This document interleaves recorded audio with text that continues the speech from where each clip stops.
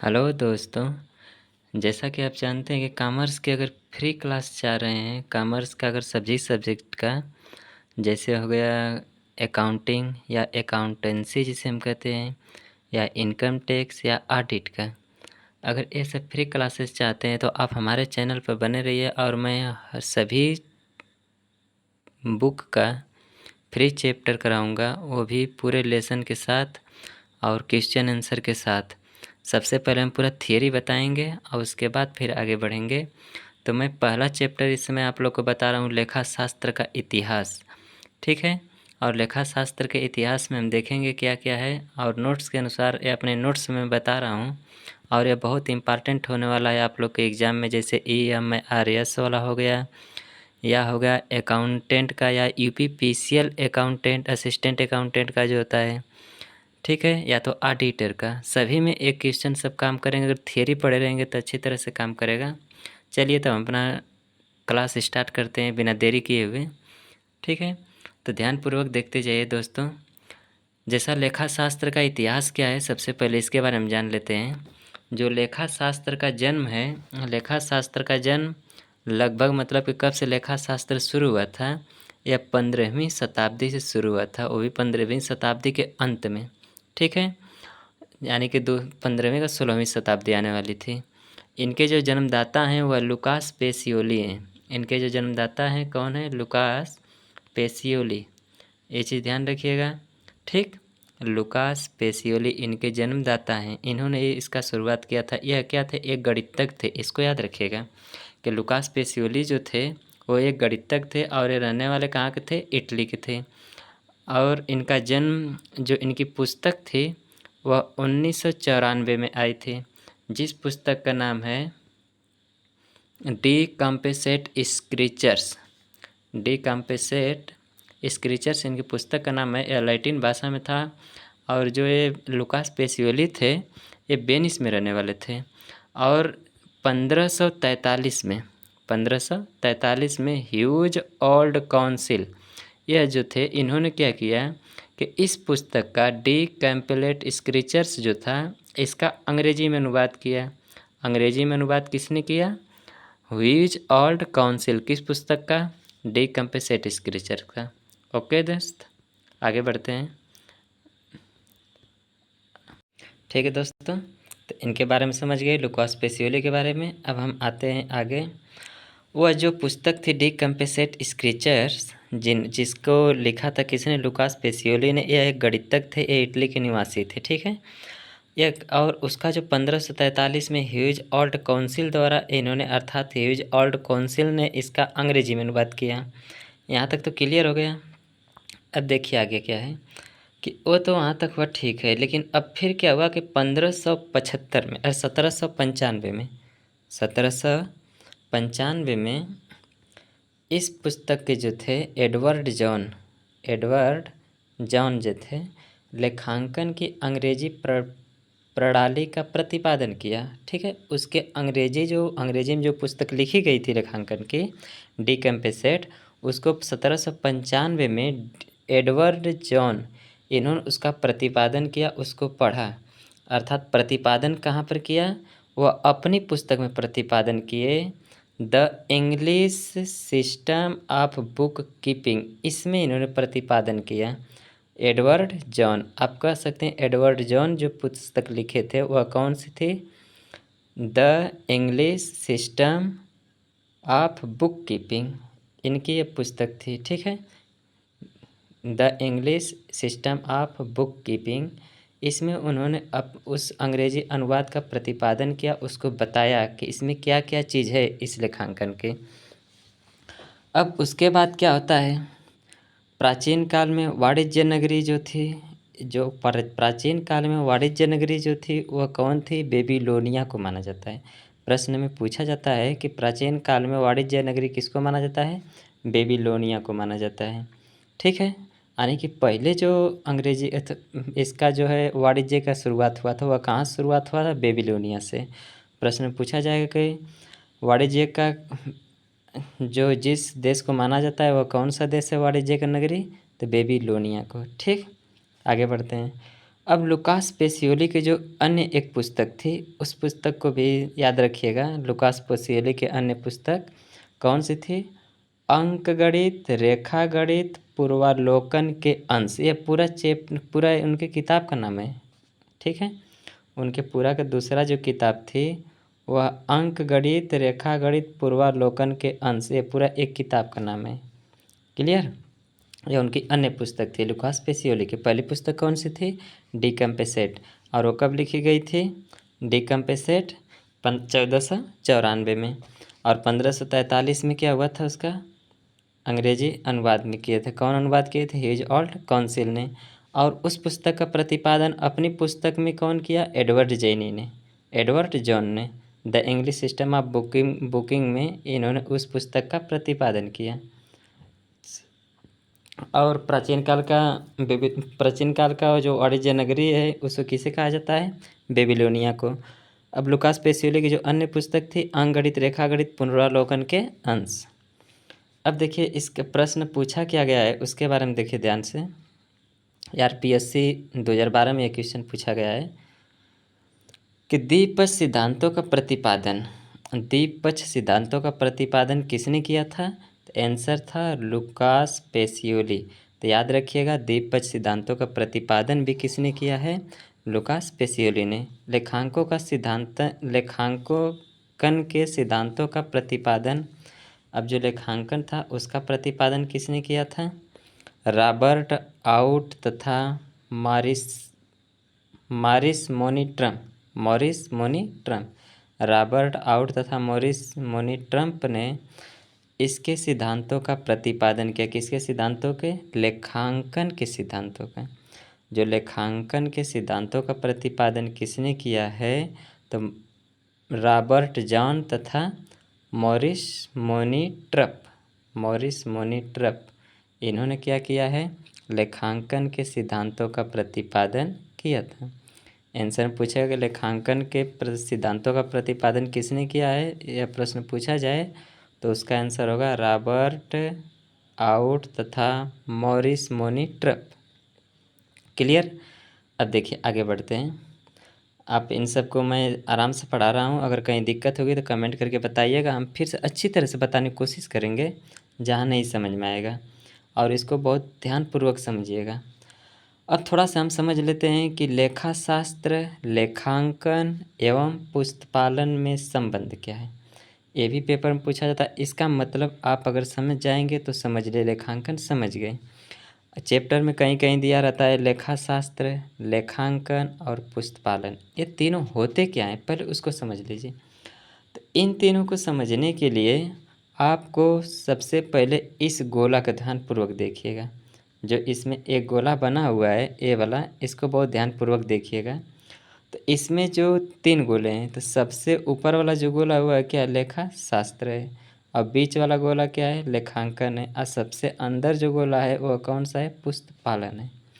तो आप यह कह सकते हैं कि लेखा शास्त्र में सब कुछ है, ठीक है ना।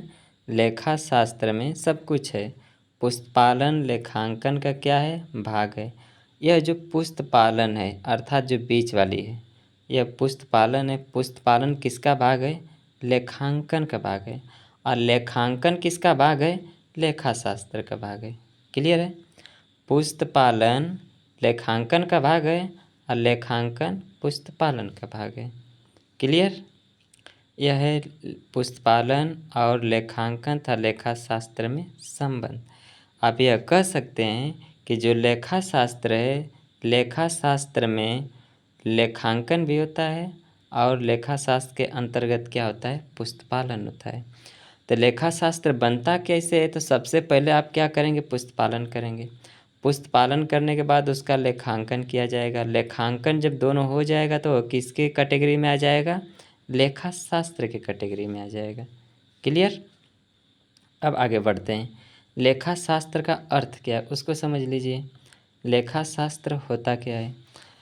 सभी प्रकार के लेखे रखने का शास्त्र, अर्थात लेखा शास्त्र का मतलब लेखा मतलब जिसमें लिखा गया हो, शास्त्र मतलब नियम, कानून, सिद्धांत। अर्थात जिसमें नियम कानून सिद्धांत होता है हम उसको क्या कहते हैं? शास्त्र कहते हैं।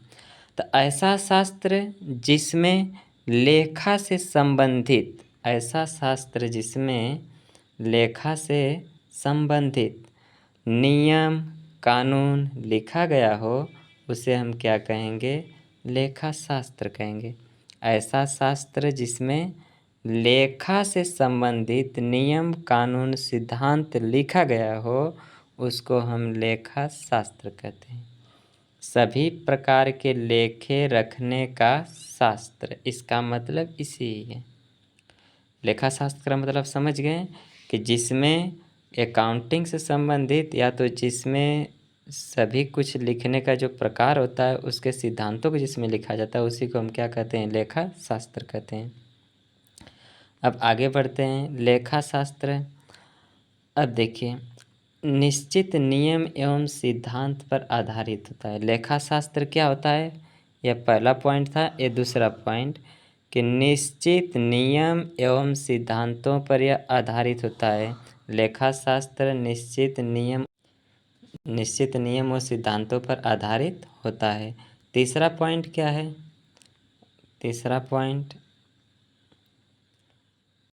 तीसरा पॉइंट आप लोग को यहाँ पर दिया गया है, इसको ध्यानपूर्वक समझिएगा, ठीक है।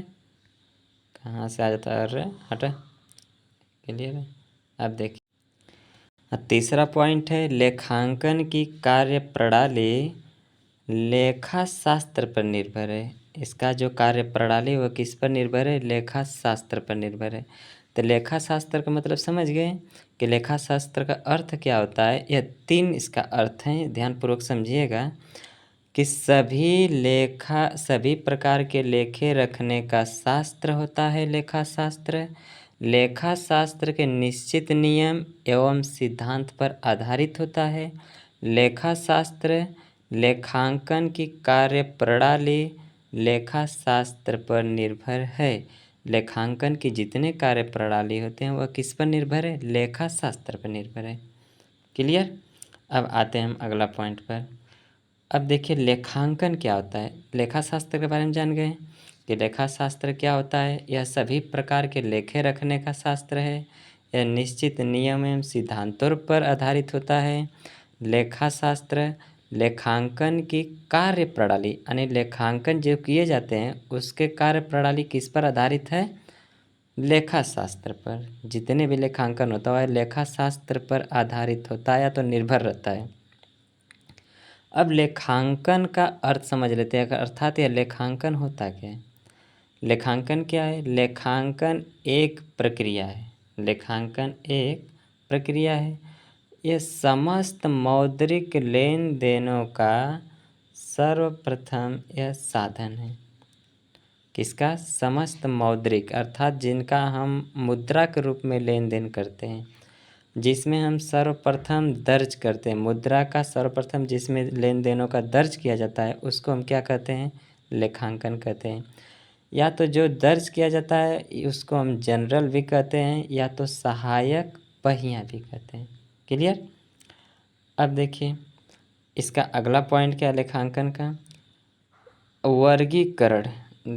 लेखांकन क्या है? वर्गीकरण है, अर्थात जिसमें खाता बही होता है, इसमें सारांश होता है और उसके बाद क्या किया जाता है? परिणाम निकाला जाता है। तो लेखा शास्त्र क्या है? लेखा शास्त्र में अगर ना समझ में आए तो अच्छे ऐसे समझिए। लेखांकन में सबसे पहले हम क्या करेंगे? लेखांकन की प्रक्रिया करते हैं। समस्त मौद्रिक लेन देनों का सर्वप्रथम उसमें हम दर्ज करते हैं। लेखांकन की प्रक्रिया के बाद उसमें मौद्रिक के लेन देनों को दर्ज करेंगे। उसके बाद उसका वर्गीकरण करेंगे। मौद्रिक लेन देनों के बाद उसका वर्गीकरण करेंगे किसमें? खाता बही में। फिर उसका हम क्या करेंगे? सारांश बनाएंगे। सारांश बनाएंगे अर्थात कहाँ पर? तलपट में। और उसके बाद फिर क्या होगा? अंतिम परिणाम होगा। ठीक? लेखांकन का मतलब समझे आप? लेखांकन मतलब यही होता है कि लेखांकन की पहले प्रक्रिया करेंगे, फिर उसके बाद उसके मौद्रिक लेन देनों को सर्वप्रथम उसमें हम दर्ज करेंगे मुद्रा के रूप में जितना रहेगा। उसके बाद उसका वर्गीकरण करेंगे खाता बही में। उसके बाद उसका सारांश बनाएंगे। सारांश के बाद हम अंतिम परिणाम देखते हैं, जिसे फाइनल रिजल्ट कहते हैं। और इसको शामिल किया जाए जो अंतिम परिणाम में, इसमें क्या क्या शामिल किया जाता है। इसमें 3 प्रकार के खाते शामिल किए जाते हैं अंतिम परिणाम में। पहला कौन सा होगा? ट्रेडिंग अकाउंट, दूसरा प्रॉफिट एंड लॉस अकाउंट, और तीसरा बैलेंस शीट। यह 3 चीज़ होते हैं अंतिम परिणाम में। तो लेखा शास्त्र, लेखांकन, 2 चीज़ के बारे में आप ध्यानपूर्वक समझें। अब हम तीसरे पॉइंट पर आते हैं। तीसरा पॉइंट हमारा क्या है? लेखांकन की विशेषताएं, अर्थात लेखांकन की विशेषताएं क्या क्या है उसको समझ लेते हैं। लेखांकन की विशेषताएं मुख्य रूप से 2 भागों में विभाजित हैं, अर्थात 2 प्रकार की होती है।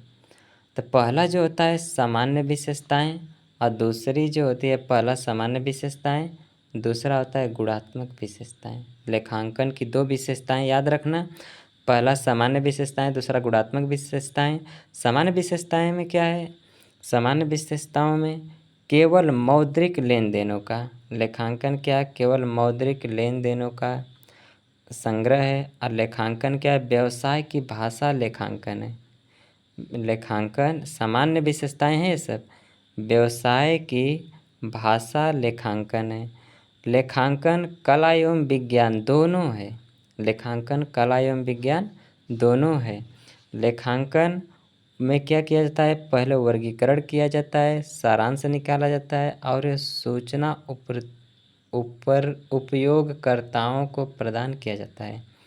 वर्गीकरण करने के बाद सारांश निकालते हैं। सारांश के बाद इसका जो सूचना होता है, इस सूचना को उपयोगकर्ताओं को प्रदान किया जाता है, अर्थात उपयोगकर्ताओं को हम इसको भेजते हैं।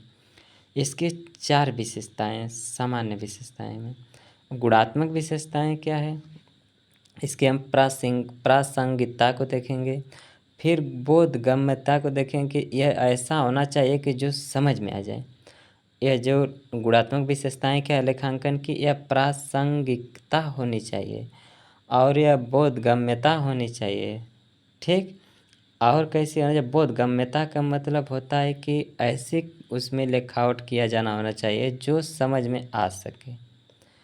और यह क्या है? तुलनीयता होनी चाहिए। जो लेखांकन है वह कैसी? तुलनीयता होनी चाहिए, अर्थात जो कोई अन्य वर्ष है उससे, इस समय जो वर्ष चल रहा है उसके लेखांकन से अगले वर्ष को आने वाले में दोनों से इसकी तुलना होना चाहिए। और यह इसीलिए क्या होता है? तुलनीयता होता है। और यह क्या है? विश्वसनीय है। लेखांकन की जो विशेषताएं, गुणात्मक विशेषताएं, वह क्या है? विश्वसनीय है, यानी विश्वास के लायक हो। क्लियर? अब हम आते हैं लेखांकन के उद्देश्य। लेखांकन के उद्देश्य क्या क्या है उसके बारे में जान लेते हैं कि इसकी जानकारी।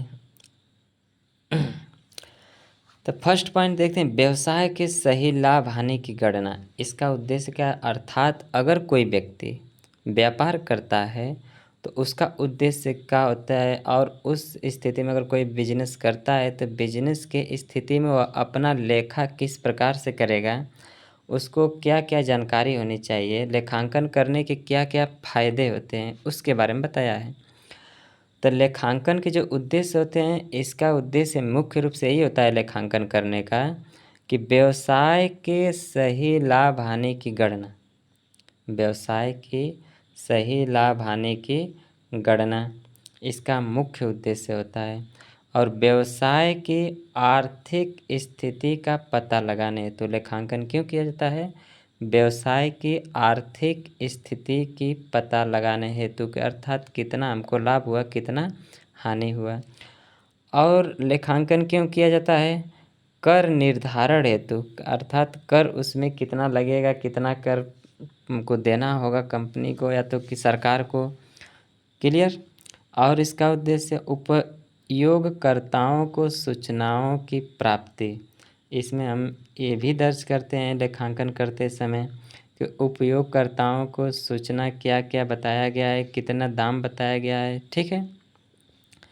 प्रभावी नियंत्रण, लेखांकन करने का मतलब यह होता है कि व्यवसाय पर प्रभावी नियंत्रण किया जा सके।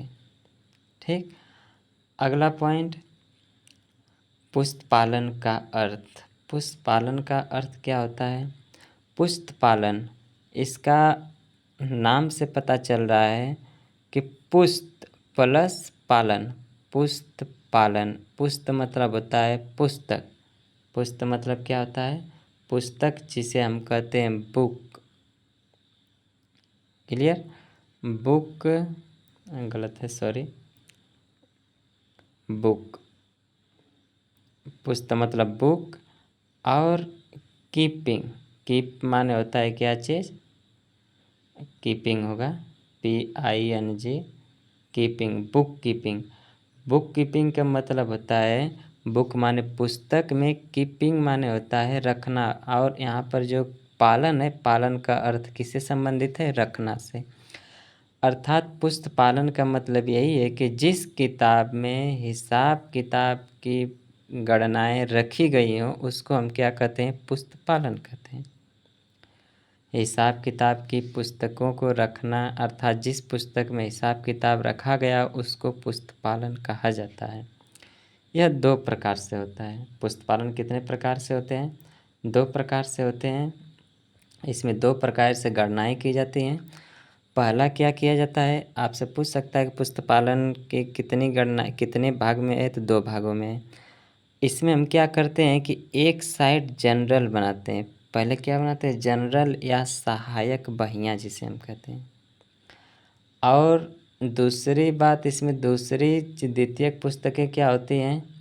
अर्थात पहली पुस्तक जिसमें हम जनरल बनाते हैं या सहायक बहियाँ कहा जाता है, और द्वितीय जो होती है पुस्तक वह खाता बही होता है जिसको हम लेजर कहते हैं। पहले वाले को हम क्या कहेंगे? एक जनरल होता है, दूसरा क्या होता है? लेजर, हम जिसको क्या कहते हैं हिंदी में? खाता बही कहते हैं। ठीक, तब पुस्तक को हम कितने भागों में रखेंगे? इसके कितने प्रकार होते हैं? 2 प्रकार होते हैं। एक होता है जनरल, दूसरा होता है लेजर। तो लेजर को हम खाता बही कहते हैं और जनरल को सहायक बहियाँ कहते हैं, हिंदी रूपांतरण। J.R. बाटली बॉय के अनुसार पुस्तपालन का जो अर्थ है वह J.R. बाटली बॉय के अनुसार हम क्या देखते हैं कि पुस्तपालन के बारे में वह क्या बताते हैं? व्यावसायिक लेन देनों को दर्ज करने की कला। जो व्यावसायिक लेन देनों को दर्ज करने की कला है उसे हम क्या कहते हैं? पुस्तपालन कहते हैं। पुस्तपालन और लेखांकन में अंतर क्या है उसको समझते हैं।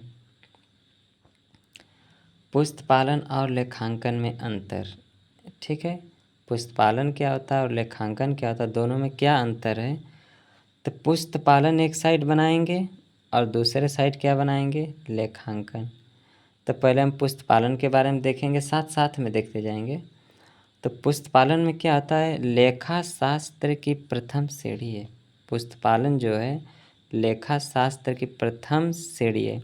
जो लेखा शास्त्र बनता है उसके लिए सबसे पहले हम क्या करते हैं? पुस्तपालन में सब कुछ गणनाएं करते हैं, तब लेखांकन बनता है। उसके बाद फिर लेखा शास्त्र वही बन जाता है। तो यह क्या है? यह प्रथम सीढ़ी है। और यह कौन सी सीढ़ी है? द्वितीय सीढ़ी है। यह लेखा शास्त्र की, लेखांकन जो है लेखा शास्त्र की द्वितीयक सीढ़ी है। और लेखा शास्त्र की प्रथम सीढ़ी कौन है? पुस्तपालन है। और दूसरा पॉइंट, सामान्य पढ़ा लिखा व्यक्ति यह कर सकता है। पुस्तपालन जो होता है उसको कोई भी व्यक्ति कर सकता है, जो थोड़ा बहुत जानकारी हो लिखने पढ़ने में, वो पुस्तपालन कर सकता है। लेकिन लेखांकन करने के लिए विशेष ज्ञान वाला व्यक्ति कर सकता है। लेखांकन सिर्फ विशेष जिसको जानकारी होगी वही कर पाएगा, नहीं तो बाकी नहीं कर पाएंगे। तीसरा पॉइंट, दिनचर्या कार्य है। यह क्या है? दिनचर्या यानी कि प्रत्येक हर रोज़ आपको पुस्तपालन बनाना पड़ेगा। और यह क्या है? विश्लेषणात्मक कार्य। इसको बहुत बारीकी से, विश्लेषणात्मक का मतलब यह होता है कि बहुत बारीकी से इसको ध्यानपूर्वक इसको हम लेखांकन करते हैं। और चौथा पॉइंट, स्रोत प्रलेख के माध्यम से। पुस्तपालन स्रोत प्रलेख के माध्यम से किया जाता है। यह पुस्तपालन की सहायता से किया जाता है। लेखांकन पुस्तपालन की सहायता से किया जाता है, जबकि यह स्रोत प्रलेख के द्वारा। स्रोत प्रलेख का मतलब यही है कि व्यवसाय में क्या क्या चीज़ हुआ है, किस किस चीज़ की गणना करनी है, जो भी चीज़ गणना की जाती है वो हम व्यवसाय संबंधित देखते हैं। और व्यवसाय संबंधित जब पुस्तपालन में हो जाता है तो उसके बाद हम क्या करते हैं? लेखांकन करते हैं। ठीक, अब आगे आते हैं। अब यहाँ तक तो क्लियर है। अब देखते हैं लेखांकन की अवधारणाएं। और लेखांकन की अवधारणाओं से बहुत से प्रश्न पूछे गए हैं, जिसके बारे में हम आज बताएंगे। और इससे हमेशा कभी न कभी प्रश्न पूछ दिया जाता है, कृपया इसको ध्यान रखिएगा। तो लेखांकन की जो अवधारणाएं हैं, टोटल 10 अवधारणाओं के बारे में हम पढ़ेंगे। ठीक है, चलिए ध्यानपूर्वक हम देखते हैं। पहले लेखांकन अवधारणा क्या है उसके बारे में जान लेते हैं। लेखांकन अवधारणा का अर्थ, लेखांकन अवधारणा का अर्थ क्या होता है इसके समझ लेते हैं। इसको हम संकल्पना भी कहते हैं हिंदी में, और इंग्लिश में कंसेप्ट कहते हैं। हिंदी में क्या कहते हैं? कंसेप्ट, और हिंदी में क्या कहते हैं? संकल्पना। तो इसका अर्थ क्या है उसके बारे में जान लेते हैं। जितने भी नियम, रीतियाँ, सिद्धांत, विधियाँ, यह लेखांकन की अवधारणाएं हैं। ठीक है, लेखांकन की अवधारणाएं क्या है? नियम, रीतियाँ, सिद्धांत, विधियाँ, जो भी हैं सब, ये सब लेखांकन की अवधारणाएं हैं। तो इसमें हम टोटल 10 अवधारणाओं के बारे में देखेंगे, जिसमें से आपका पहला अवधारणा दिया है कि पृथक अस्तित्व की अवधारणा। पहली अवधारणा क्या है? पृथक अस्तित्व की अवधारणा। दूसरी अवधारणा क्या है?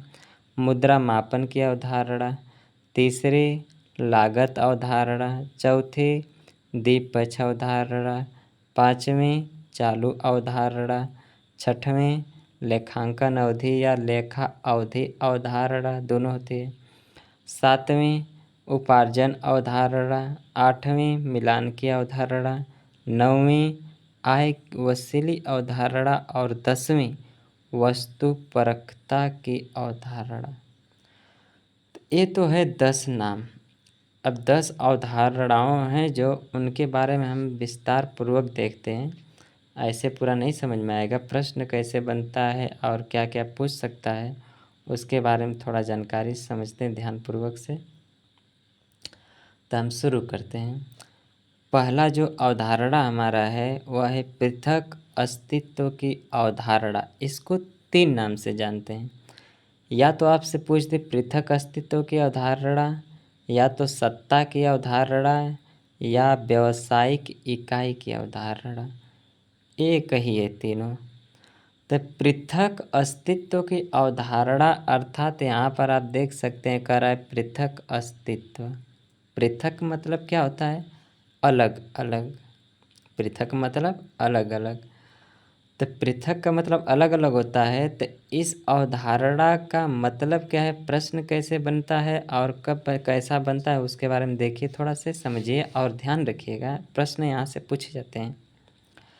तो पहला जो हमारा है पृथक अस्तित्व की अवधारणा, या सत्ता की अवधारणा, या व्यावसायिक इकाई की अवधारणा, उसमें हम फर्स्ट पॉइंट देखते हैं।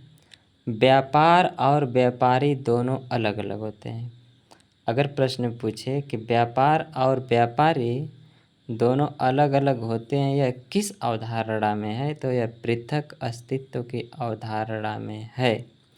अर्थात बिजनेस अपने जगह पर है और व्यापारी अपने जगह पर है। ठीक है, यह दोनों क्या होते हैं? अलग अलग होते हैं। दोनों एक ही नहीं है, दोनों अलग अलग हैं। दूसरा पॉइंट, व्यापारी अपने व्यक्तित्व लेन देनों को व्यापार की पुस्तकों में नहीं दिखा सकता। जो व्यापारी होता है वह अपने व्यक्तित्व लेन देन को व्यापार की पुस्तकों में नहीं दिखा सकता। जो व्यापारी होता है वह अपने निजी उपयोग के लिए जो भी वस्तुएं लेगा उसको व्यापार में की पुस्तकों में शामिल नहीं करेगा। इसका मतलब है कि जैसे वह कोई फ्रिज मान लीजिए लिया, या तो अपने घर के लिए, अपने बच्चे के लिए कोई साइकिल लिया, और उसका उपयोग अगर कर रहा है व्यवसायिक रूप में, तभी भी हम इसके मुद्रा को हम व्यापार की पुस्तकों में नहीं दिखा सकते, क्योंकि निजी काम के लिए लिया गया है। ठीक है, जो साइकिल वो निजी कार्य के लिया गया है, इसलिए हम व्यापार की पुस्तकों में इसको नहीं दिखा सकते। देखिए व्यापारी क्या होता है, व्यापारी लेनदार होता है। व्यापारी क्या होता है, लेनदार होता है। व्यापारी, अगला पॉइंट, व्यापारी स्वयं के लिए व्यापार से माल, जिसे वस्तु है उसी को हमको माल कहते हैं, या नकद, तब देनदार होता है। ठीक है, जो व्यापारी होता है स्वयं के लिए अगर कोई वस्तु व्यापार से लेता है और जो व्यापार किया है उसमें से स्वयं उपयोग कर रहा है, तब उसको हम क्या कहेंगे, देनदार कहेंगे। कोई व्यापारी जो अगर मान लीजिए व्यापार से कुछ रुपया लिया और उस स्थिति में व्यापारी को क्या होगा, व्यापार के लिए देनदार होगा। ठीक है, अगला पॉइंट, व्यापारी लेनदार देनदार दोनों होता है। व्यापारी लेनदार भी होता है और देनदार भी होता है। अगला पॉइंट, व्यापारी के नाम के स्थान पर पूंजी तथा आहरण शब्द का प्रयोग करता है। व्यापारी कभी भी अपना नाम नहीं लिखेगा उस स्थिति में जब अपने संबंधित कोई भी कार्य के लिए अगर कोई उसमें से कुछ पैसा लिया हो, तो उस स्थिति में वह पूंजी या तो आहरण शब्द का प्रयोग करता है, वहाँ पर अपना नाम नहीं लिख सकता है। देखिए प्रश्न क्या है, प्रश्न कैसे बन सकता है, कैसे बना है प्रश्न। व्यापारी और व्यापार दोनों अलग हैं, यह कौन सी अवधारणा है, कौन सी अवधारणा है, पृथक अवधारणा है, पृथक अस्तित्व की अवधारणा है, यह आंसर होगा। पृथक अस्तित्व की अवधारणा दे दे, या तो सत्ता की अवधारणा दे दे, या तो इकाई की अवधारणा दे दे। यह तीनों क्या होती है, एक ही अवधारणा होती है। पृथक अवधारणा, सत्ता की अवधारणा और इकाई की अवधारणा। इसको ध्यान रखिएगा। इसमें व्यापारी जो होता है वह लेनदार भी होता है, देनदार भी होता है। व्यापारी और व्यापार दोनों अलग होते हैं। व्यापारी अपने नाम का प्रयोग कभी नहीं कर सकता है, उसके स्थान पर व्यापार में जो होता है व्यापारी अपने नाम के स्थान पर पूंजी या तो आहरण शब्द का प्रयोग करता है। व्यापारी और व्यापार दोनों क्या होते हैं, अलग होते हैं। ठीक है, अब अगला पॉइंट पर चलते हैं। अब दूसरी अवधारणा क्या है हमारी, मुद्रा मापी अवधारणा। मुद्रा मापी अवधारणा कौन कौन से है उसके बारे में जान लेते हैं और यह क्या है। ठीक है, जैसे मुद्रा मापी अवधारणा, मुद्रा या संख्या में पाए जाने वाले लेन देनों का लेखा। मुद्रा मापी अवधारणा क्या है, मुद्रा या संख्या में मापे जाने वाले लेन देनों का लेखा है, गुणात्मक पहलुओं का लेखा नहीं किया जाता है। मुद्रा मापन की अवधारणा अगर प्रश्न पूछे गुणात्मक पहलुओं का लेखा किस अवधारणा में नहीं किया जाता है, तो किस अवधारणा में नहीं किया जाता है, मुद्रा मापी में। मुद्रा मापी अवधारणा में गुणात्मक पहलुओं का प्रयोग नहीं किया जाता है। इसमें सिर्फ मुद्रा या संख्या में अगर रहेगा उसी का हम लेन देनों का लेखा जोखा करेंगे, और जो है अगर मुद्रा या संख्या से अलग कोई चीज़ है तो हम उसका लेखा पुस्तकों में नहीं करेंगे, अर्थात जिसके मूल्य के बारे में निश्चित जानकारी दिया हो। जैसे मान लीजिए कि अगर वह कह दे, कोई व्यक्ति अगर व्यापार में अगर मान लीजिए कोई वस्तु ले रहा है और वह कहे कि 10 टेबल 20 कंबल, ठीक है। अब लेकिन यहाँ पर देखिए कि इसका 10 टेबल का मूल्य नहीं बता रहा है, ना तो 20 कंबल का मूल्य बता रहा है। अगर इनके मूल्य के बारे में नहीं पता है तो हम इसका लेखा नहीं करेंगे, वो 10 टेबल लेकर गया है या 20 कंबल लेकर गया है। अगर यह कहता कि 10 टेबल का मूल्य 500 रुपया और 20 कंबल का मूल्य 5,000 रुपया, अगर ऐसे रहता तब हम यहाँ पर रुपया का लेखा जोखा करेंगे और इस सामान का भी लेखा जोखा करेंगे। लेकिन यहाँ पर हम इसका लेखा जोखा नहीं करेंगे। क्यों नहीं करेंगे, क्योंकि इसकी मुद्रा के बारे में सही सही जानकारी नहीं दिया है। ये चीज़ ध्यान रखिएगा। या तो प्रश्न में ऐसे पूछ दे कि अगर मान लीजिए कोई व्यक्ति 20 जैसे कोई भी वस्तु पूछ सकता है, हम तो ऐसे बता रहे हैं एग्जाम्पल के लिए कि कोई व्यक्ति 10 कुर्सी लेता है और 20 कुर्सी लेता है, तो इसका हम क्या हम किस अवधारणा में इसको हम रख सकते हैं? किसी भी अवधारणा में नहीं रख सकते हैं, ठीक है ना। अगर मुद्रा मापन की अवधारणा दिया है तो उसमें भी नहीं रखेंगे। उसमें हम सिर्फ मुद्रा या संख्या मापे जाने वाले लेन देनों का ही लेखा जोखा करेंगे, अर्थात 500 रुपया, 400 रुपया ऐसे दिया रहे तभी। अब आते हैं लागत अवधारणा। लागत अवधारणा को हम दो नाम से जानते हैं, लागत अवधारणा तो है ही, इसके अलावा ऐतिहासिक लागत अवधारणा भी कहते हैं। ऐतिहासिक लागत या अवधारणा क्या है, या तो लागत अवधारणा क्या है, यहाँ से भी प्रश्न बनता है, ध्यान रखिएगा। व्यवसाय में अस्थाई संपत्तियों का लेखा लागत मूल्य पर किया जाता है, ठीक है। अब यहाँ पर लागत मूल्य पहले समझ लेते हैं, फिर आगे देखेंगे। तो लागत मूल्य का मतलब क्या होता है? क्रय मूल्य, भाड़ा, स्थापना व्यय, ये तीनों को अगर हम जोड़ेंगे तब उसको हम लागत मूल्य कहते हैं। इसका मतलब ये है कि अगर मान लीजिए कोई व्यापारी है और वह कोई मशीन या तो कोई वस्तु कहीं मार्केट से ख़रीदा, जैसे मान लीजिए 50 किलोमीटर, 100 किलोमीटर या तो दिल्ली मुंबई से ला रहा है, ठीक है, अपने राज्य में अपने गांव पर लगाने के लिए। उस मशीन को अगर लेकर आएगा तो हम उस मशीन का मूल्य मान लीजिए कि 5,000 रुपया है। मशीन का मूल्य कितनी है? 5,000 रुपया, ठीक है। 5,000 तो है, यह मूल्य हो गया। यह लागत मूल्य अगर मान लीजिए जितना मशीन खरीदा गया है व्यक्ति सिर्फ इसी को लागत मूल्य मान लेता है, लेकिन यह लागत मूल्य नहीं होगा।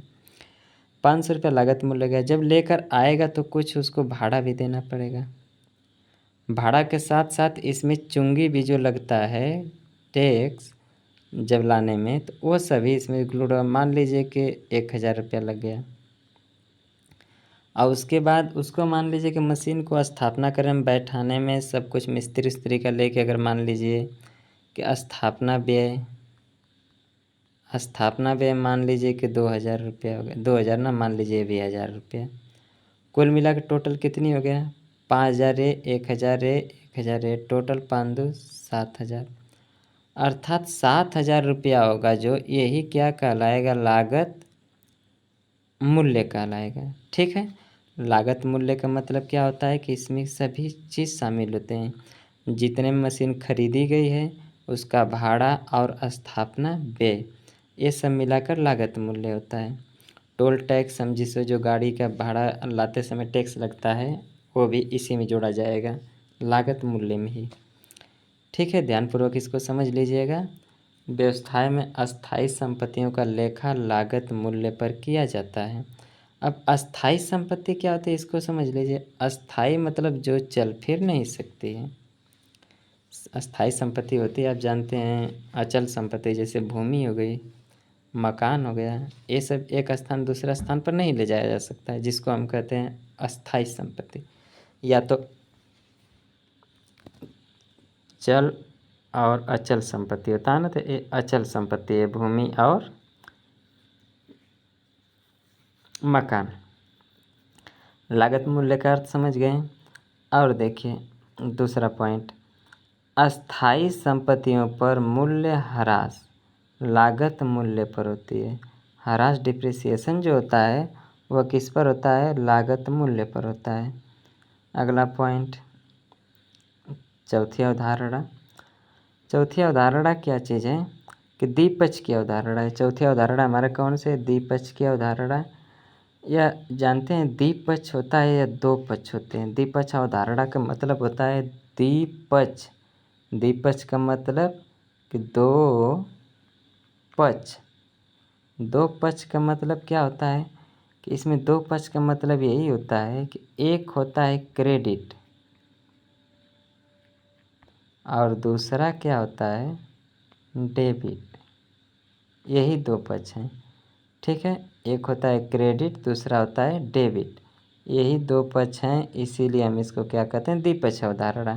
तो इसको हम विस्तार से समझते हैं। विस्तार समझने के लिए कि जैसे व्यवसाय के प्रत्येक व्यवहार लेन देन के दो पक्ष होते हैं। व्यवसाय के प्रत्येक व्यवहार या लेन देन के कितने पक्ष होते हैं? दो पक्ष होते हैं। पहला पक्ष होता है डेबिट पक्ष। पहला कौन सा? डेबिट पक्ष। दूसरा क्रेडिट पक्ष। डेबिट पक्ष और क्रेडिट पक्ष। डेबिट पक्ष को हम क्या कहते हैं? स्वामी का ऋणी होना। ठीक है, स्वामी का ऋणी होना, जिसे हम लैटिन भाषा में डिबेर शब्द से लिया गया है। डेबिट पक्ष कहाँ से लिया गया है? लैटिन भाषा के डिबेर शब्द से लिया गया है। और क्रेडिट जो है इसको हम क्रेडियर कहते हैं। यह भी लैटिन भाषा के क्रेडियर शब्द से क्रेडिट लिया गया है। ठीक है, अब आगे देखिए। लेखांकन समीकरण का आधार है। यह जो है द्विपक्ष की अवधारणा, यह लेखांकन समीकरण का आधार है। इसे चिट्ठा समीकरण भी कहते हैं। द्विपक्ष की अवधारणा को हम क्या कहते हैं? चिट्ठा समीकरण भी कहते हैं। और यह जो बता रहा है सूत्र इसका क्या होता है, इसको पता करने के लेखांकन का समीकरण का सूत्र क्या होता है? संपत्तियां बराबर दायित्व प्लस पूंजी, लायबिलिटीज प्लस कैपिटल। यह एसेट से बराबर होता है या संपत्ति बराबर होता है लायबिलिटीज प्लस कैपिटल। इसको याद रखिएगा कि लेखांकन का समीकरण किस आधार पर होता है, इसकी गणना हम कैसे करते हैं। दायित्व और पूंजी को जोड़ेंगे तो हमारा क्या निकलेगा? एसेट्स, अर्थात लेखांकन का समीकरण होगा संपत्ति होगा, दायित्व और पूंजी दोनों मिलाकर होता है। पांचवी अवधारणा हमारी है, पांचवी अवधारणा क्या है? चालू अवधारणा, जिसे हम निरंतरता की अवधारणा कहते हैं। चालू अवधारणा क्या है? इसमें व्यवसाय अनिश्चित समयावधि के लिए जारी रहता है। ठीक है, चालू अवधारणा का मतलब है यह निरंतरता, जिसकी कंटिन्यूटी बनी रहे, जिसकी कंटिन्यूटी बनी रहे। ठीक है, कंटिन्यूटी जिसकी बनी रहेगी उसको हम क्या कहते हैं? चालू अवधारणा। इसमें व्यवसाय की अनिश्चितता, अर्थात यह निश्चित नहीं होता है, यह कब तक चलेगा, चलता रहेगा। और अन्य नाम इसी का क्या है? सुदीर्घ अवधारणा। इसका क्या नाम है? सुदीर्घ अवधारणा। संपत्तियों व दायित्वों का पुनः मूल्यांकन किया जाता है। प्रश्न में पूछा जाए कि संपत्तियों व दायित्वों का पुनः मूल्यांकन किस अवधारणा के अंतर्गत होता है, तो चालू अवधारणा के अंतर्गत होता है संपत्तियों व दायित्वों का पुनः मूल्यांकन। संपत्तियों को दो भागों में बांटा गया है। एक होता है अस्थायी संपत्ति, दूसरा होता है चालू संपत्ति, जिसको हम कहते हैं अचल संपत्ति। इसी को हम क्या कहते हैं? अचल संपत्ति। और इसको हम क्या कहते हैं? चल संपत्ति। ठीक है, दो संपत्तियां होती हैं, चल संपत्ति और अचल संपत्ति। तो चालू दायित्व क्या होता है? दायित्व भी कितने होते हैं? दो प्रकार के होते हैं। एक होता है दीर्घ चालू दायित्व, दूसरा होता है दीर्घकालीन दायित्व, लायबिलिटीज। अब आगे देखते हैं। अस्थायी संपत्तियों को खरीदा जा सकता है, किराए पर नहीं लिया जा सकता। ठीक है, किराए पर नहीं लिया जा सकता, हम उसको सिर्फ खरीद सकते हैं। किसको? अस्थायी संपत्ति को। प्रमुख प्रश्न जो है चालू अवधारणा से कौन कौन से प्रश्न है, इसको हम देख लेते हैं थोड़ा सा। चालू दायित्व व दीर्घकालीन दायित्व किस अवधारणा में है? चालू अवधारणा में है। चालू दायित्व व दीर्घकालीन दायित्व किस अवधारणा में है? चालू अवधारणा में। संपत्तियों एवं दायित्वों का पुनः मूल्यांकन, अभी बताए थे इससे पहले ना, कि संपत्तियों और दायित्वों का पुनः मूल्यांकन किस अवधारणा में किया जाता है, तो किस अवधारणा में किया जाता है? चालू अवधारणा में। संपत्तियों और दायित्वों का पुनः मूल्यांकन चालू अवधारणा में किया जाता है। इसको ध्यान रखिएगा, यही प्रश्न यहाँ पर बना है, यह प्रश्न पूछे गए प्रश्न है पेपर में। ठीक है, संपत्तियों और दायित्वों का पुनः मूल्यांकन किस अवधारणा के अंतर्गत किया जाता है? चालू अवधारणा के अंतर्गत। अगला प्रश्न, अस्थायी संपत्तियों का वर्णन किस अवधारणा में है? चालू अवधारणा में। अस्थायी संपत्ति या तो अस्थायी संपत्ति का, दोनों का जो है वर्णन किस अवधारणा में है? चालू अवधारणा में। अनिश्चित समय के व्यवसाय किस अवधारणा के अंतर्गत आता है? चालू अवधारणा के अंतर्गत। क्लियर? तो हम 5 अवधारणा आज देखते हैं और बाकी जो है हम अगले वीडियो में देखेंगे। हमारे चैनल को लाइक और सब्सक्राइब करिए और ज़्यादा से ज़्यादा शेयर करिए। आप कमेंट करिए कि आपके, और अगर अच्छा लग रहा हो तो मैं और वीडियो आप लोग को उपस्थित कराऊंगा और हर चैप्टर और सभी जितने भी पेपर में पूछे गए हैं सवाल, सभी को थियरी सहित पहले हम थियरी बताएंगे, उसके बाद क्वेश्चन आंसर लाएंगे और बहुत बेहतरीन तरीके से बताएंगे। जहाँ नहीं समझ में आएगा उसको आप हमसे कमेंट करके बताइएगा, कहाँ पर हमसे कोई दिक्कत है मैं उससे सुधारने की कोशिश करूँगा। और कॉमर्स के संबंधित यह हमारा फ्री यूट्यूब क्लास है, ठीक है। ये फ्री यूट्यूब क्लास है, इसमें आपको कोई पेड कोर्स नहीं है और इसमें एकदम विधिवत रूप से बताया जाएगा। और हमारे चैनल को सब्सक्राइब ज़रूर करिए, लाइक करिए, कमेंट करिए। Okay, thank you.